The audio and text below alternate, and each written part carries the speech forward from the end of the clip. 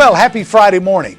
I hope you enjoyed this week. If you celebrated Valentine's Day, that you had a good time doing that and you bought the right cards and the right candies and the right gifts. I hope that you really showed love to those that are important in your life.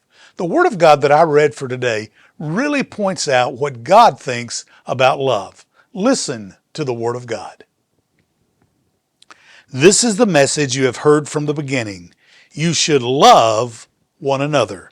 1 John 3, that we should love one another.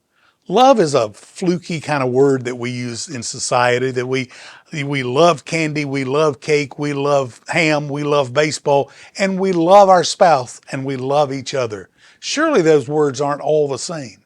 But as I think about love, I think there are 4 things that we have to do. Now, I have to remind you, I'm a Baptist preacher, so I usually have to spell out a word, and I want to do that again for you today. To show love, first of all, we must learn to listen. The one thing that is missing in most relationships is the ability to listen. We love to be heard, but we don't always love to listen.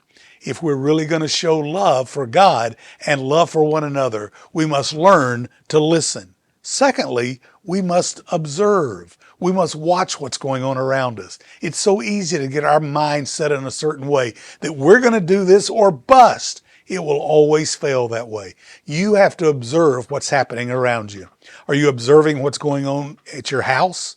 Are you observing what's going on with your wife or your husband?